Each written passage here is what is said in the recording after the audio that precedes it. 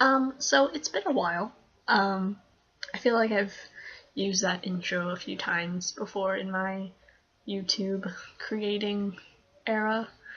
But I am here, and it's been a month since I last filmed anything, and a little over a month since I've actually worked on any kind of videos. I have one video that I did, I think the middle of January at most. It was like a week before school started, and I'm still editing that one. So that will probably be up sometime this week. It's February 21st, the date that I'm filming this one, which I will probably get up later Friday, because I don't have anything going on Friday, so I'll probably do that then. Anywho, since I've been away, things got really weird. Things got very, very dark, and depression was a bitch, which is about as much as I'm going to say. I have had 2 new hospitalizations for this year, and I have some books actually that I stole from hospitals that I want to show you because they're pretty good. And I finished reading 2 books in my last, because I just got out today. I just got discharged, so I read 2 books while I was in there, and there was another one that I had stolen from my last place, which was Unit Z. This is the east side. The east is this past hospitalization for a week, and then the one from Unit Z is like the same one that I was in. It was back in January that I was also there in like September and like June of last year. So many things. And then I also started a partial, and I took 2 books from their library thing. And I'm actually really happy because I found, I thought, there's a book that I got out from the partial, one that I've eyeballed a few times, and then another one that sounded interesting, and then I looked at like because I always read everything like in the book, like, you know, the whole like publisher information and like deep notes, and like kind of you can get like a little summary kind of the book.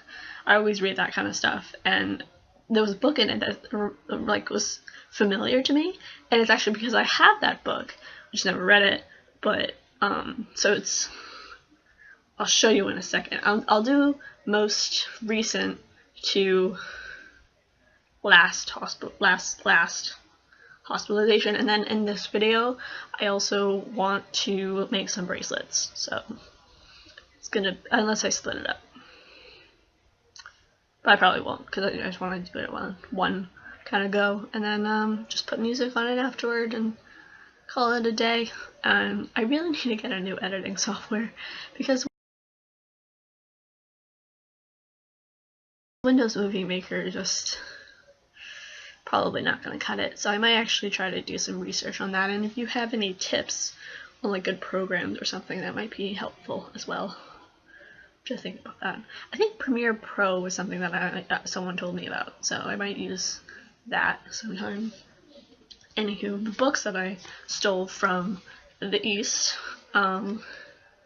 is this one. It's Brian McGilloway, Someone You Know, and the description of it says, just before Christmas, the body of a 16-year-old girl is found along the train tracks on the outskirts of a small town.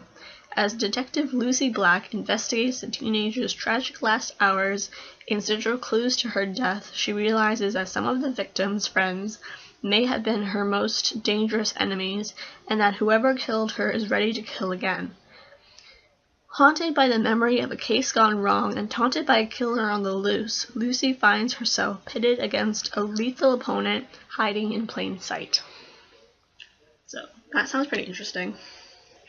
And I have all like the page numbers because I did a lot of journaling while I was inside. And that book has, let me see, 373 pages. So that's interesting. There was also the guest list by,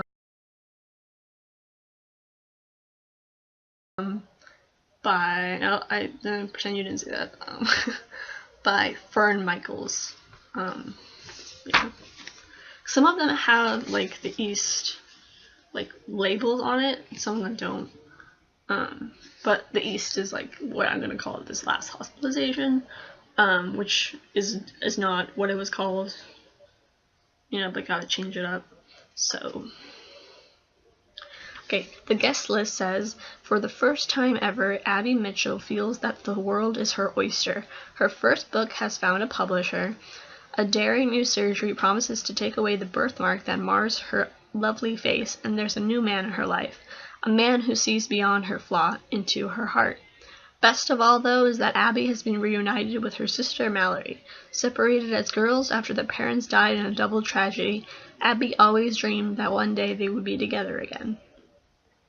But while two loving sisters make up for lost time, danger hides in the shadows. Now, Abby and Mallory have planned a sumptuous party, unaware that their gathering will include an uninvited guest who will do anything to keep the past hidden. Sorry, the lighting's a little off right now. That book is 385 pages long. There's that one. Then there's this one. It's the Leanne Moriarty. Because the husband's secret is the other one that I borrowed from Partial. But this is the Hypnotist love story. And it says, Ellen O'Farrell is a professional hypnotherapist who works out of the eccentric beachfront home she inherited from her grandparents. It's a nice life, except for her tumultuous relationship history. She's stoic about it, but at this point, Ellen wouldn't mind something long-term. When she meets Patrick, she's optimistic. He's attractive, single, employed, and best of all, he seems to like her back. Then comes that dreaded moment. He thinks they should have a talk. Braced for the worst, Ellen is pleasantly surprised. It turns out that Patrick's ex-girlfriend is stalking him. Ellen thinks, actually, that's kind of interesting. She's dating someone worth stalking. She's intrigued by the woman's motives.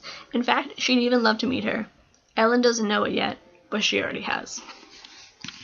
Interesting. There is this one, called, what is it called? Lucy's Laundrette? I think that's how you pronounce that. It says, love, betrayal, forgiveness, redemption, and fabric softener. Lucy Madison's life is spinning out of control. After her grandfather crashes his motorcycle for the last time, this frustrated artist is left picking up the pieces, not to mention holding the ashes. But fulfilling his dying wish of befriending his pregnant girlfriend turns out to be even less fun than she expected. Add to that the return of her unstable brother, the tyranny of her nasty roommate, and the fact that boyfriend number whatever has turned out to be Mr. Not in this lifetime, and Lucy knows it's time to switch cycles. Good thing Grandpa left her his laundrette. It's the perfect place to sort through her mess, focus on her art, and start fresh, isn't it? So that one seems like kind of like a funny, kind of pretty, ordinary book. And then there's this one. It's Utopia. That one, sorry. This one is by Betsy Burke, I believe. And that has, Betsy Burke, 331. And then there's Utopia by Lincoln. One more description, I guess, right? Rising out of the stony canyons of Nevada, Utopia is a world on the cutting edge of technology. A theme park attracting 65,000 visitors each day. Its dazzling array of robots and futuristic holograms make it a worldwide sensation. But ominous mishaps are beginning to disrupt the once flawless technology. A friendly robot goes haywire, causing panic, and a popular roller coaster malfunctions, nearly killing a teenaged rider. Dr. Andrew Warren, the brilliant computer engineer who designed much of the parks of robotics, is summoned from the East Coast to get things back on track. On the day Warren arrives, however, Utopia is caught in the grip of something far more sinister. A group of ruthless criminals has infiltrated the park's computerized infrastructure, giving them complete access to all of Utopia's attractions and systems. Their communication begins with a simple and dire warning. If their needs are met, none of the 65,000 people in the park that day will ever know they were there. If not, chaos will descend, and every man, woman, and child will become a target. As one of the brains behind Utopia, Warren finds himself thrust into a role he never imagined, trying to save the lives of thousands of innocent people. And as the minutes tick away, Warren's struggle to outsmart his opponents grows ever more urgent, for his only daughter is among the unsuspecting crowds in the park. So, that sounds pretty interesting. So this is the book, and that one actually is, before I forget, oh yeah, The Hypnotist Love Story is 440 pages. And then, just to remind you, the Laundrette one is 331, and Utopia is 432. So, I read a book called Boy in the Water by Stephen Dobbins. That was 436 pages. And I also read, there's a Random Acts of Kindness book that was 160 pages. And I finished reading Sea Glass Island by Cheryl Woods before I went into the unit of the East. There's also this book that I'm reading right now. It is Nantucket Nights by Ellen Hildebrand, yeah. I'm about 160 pages into it, and I think it only has like a, well, how many does it have? Let me see. Has 326 pages. And essentially this one is about, it's pretty good so far. There is like suicidality in it, which there is no trigger warning for, which is annoying. But it's like 3 friends go like swimming at night kind of thing, naked in the sea, and then one of them doesn't come back, and there's a whole like secrets that are, you know, that the friends have been like keeping hidden, and like things get out of hand, and like the woman who went in the water like doesn't come back, and like she's presumed dead and like is missing for a few months, and then like all this stuff happens. Pretty good. It's a pretty good book so far. So, what else? Okay, I'll show you the other 2 books. I don't know if I'll actually read the descriptions, but if you want me to read the descriptions in the future, I can. I'll just introduce them right now real quick, so that I can try to get back to the meat of this video. I might do it separate from the reading one, just to kind of keep it clearer. I don't know. Maybe I won't. I don't know. Okay, so this is The Husband's Secret that I got from Partial, and then this one is Left to Die, which is Lisa Jackson, who I also have Deep Freeze by, which I never actually read yet, but I will eventually. So I got these 2 from Partial, which I had to bring back and read. Read them, book review, and bring back. Sea Glass Island is the last book in the trilogy. It's the one I finished. Sandcastle Bay is the first one of the same trilogy. I also have, I think it says Not to Tell is a book, and like Windchime Point by Cheryl Woods, Dreamender by Cheryl Woods, and something Not to Tell. I don't really like getting it right now. But yeah, those are the 5 that I got from Unit Z, 2 from Partial, and 6 from the East. I also stole like 60 crayons from Unit Z the last time I was there. So this is my new crayon bag. So it's stuffed with crayons.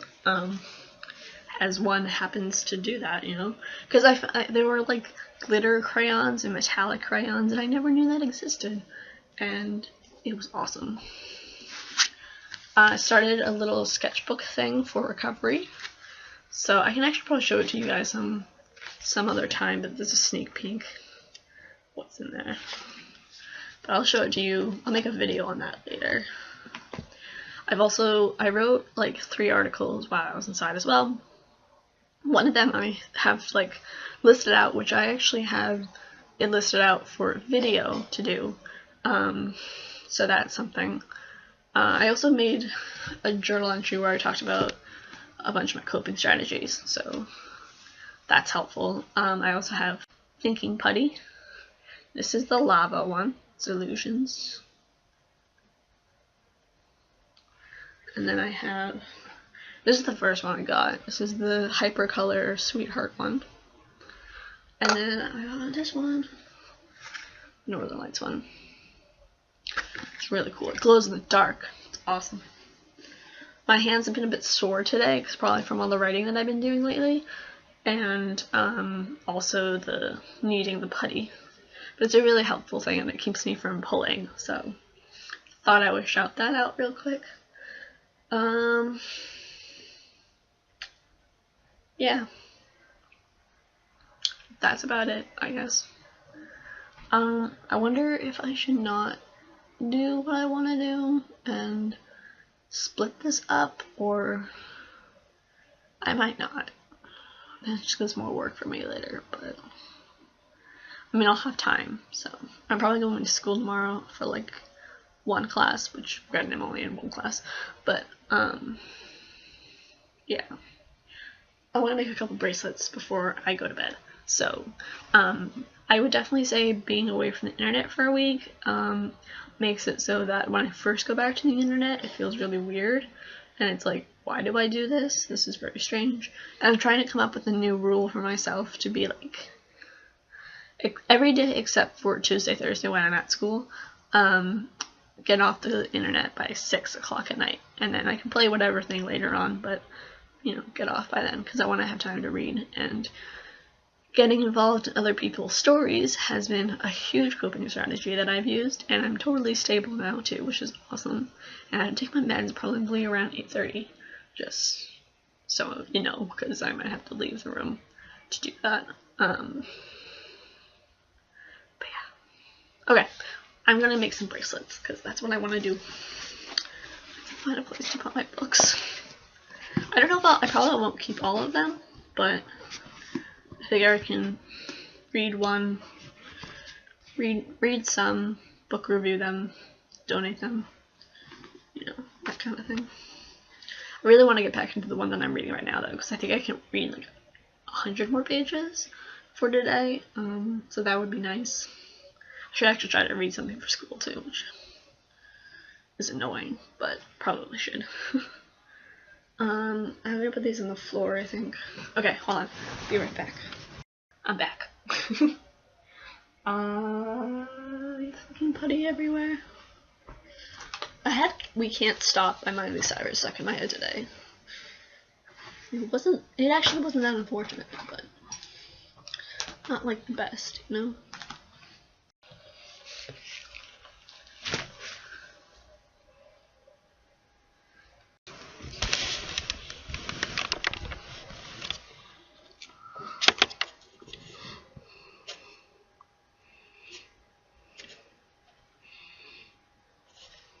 I got some of these like Valentine heart beads, so I'll use some of those today.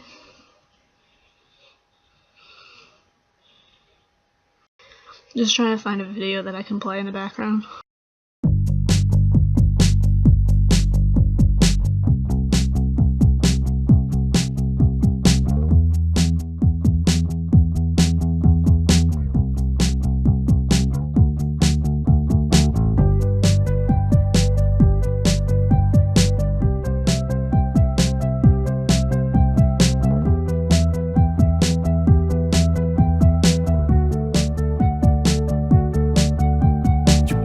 In a chair across from me, but your mind is in the sky above the trees, just floating, so lonely. Yeah. You tell me that you love me truthfully, but empty words have got no use for me. So show me, just show me. Well, your shirt is all stained from the heart on your sleeve.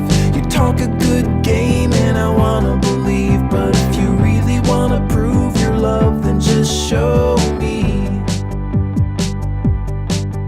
Am I just a bad habit that you can't break?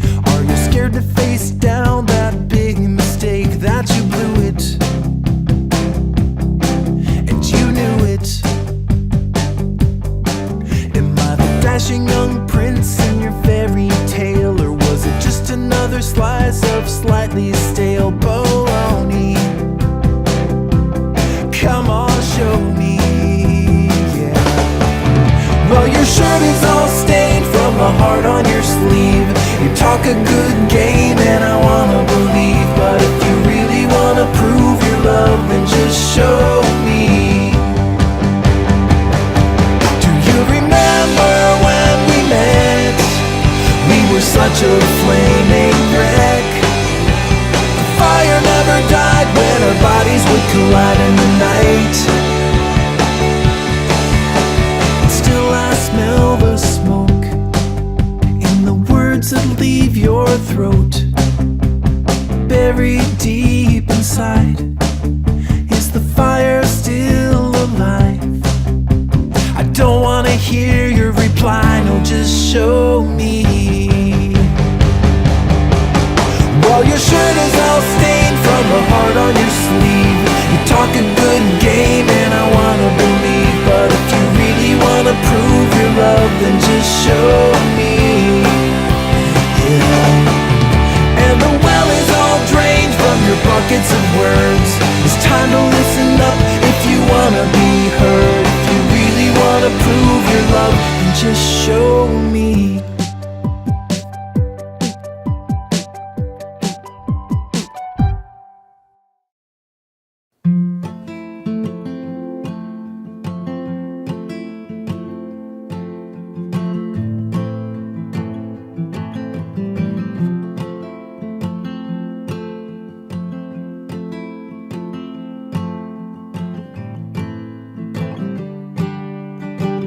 I've been sleeping with the lights on, buried in regrets, breaking into sweats, naked as a falling leaf.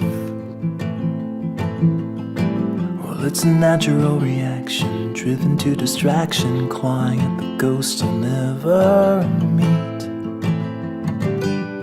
Oh, and I don't know where they go when they vanish in the corners of my eyes. And I don't know why, I don't know if they stay below or rise up to the sky. But I'm letting go, I'm letting go. It's a history that never really grows. I'm letting go, I'm letting go. It's a silent wind that never really blows. I'm letting go.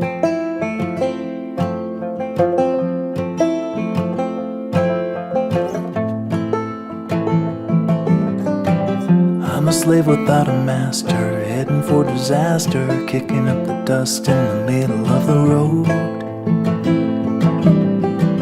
I've been waiting on a free ride, ticket to a seaside thicket on the edge of Puget Sound. And there I'll sit, and I'll admit that I was only just a guest inside my skin. And by the dawn, I'll be gone and won't be holding on to anything again.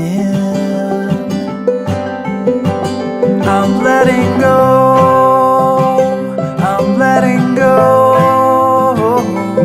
It's a history that never really grows. I'm letting go, I'm letting go. It's a silent wind that never really blows. Oh,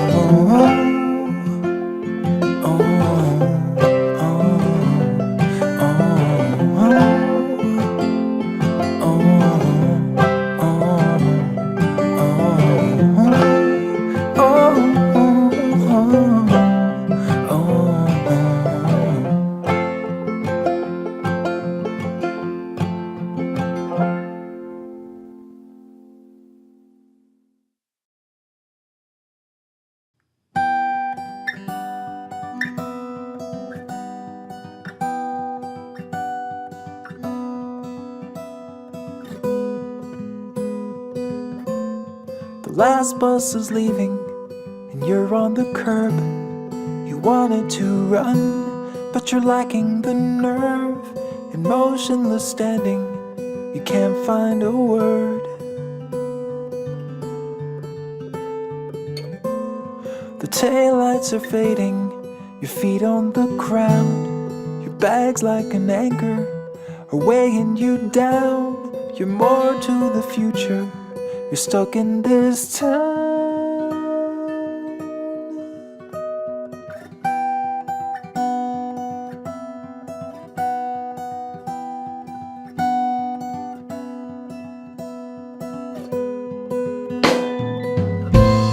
You turn to your left, and I'm standing alone, with a numbness that's lingering deep in my bones. It looks like you're gonna be coming back home. And there for a moment, we're caught in a stare. The city just stops while it hangs in the air. I once would have saved you, but now I don't care. So I turn around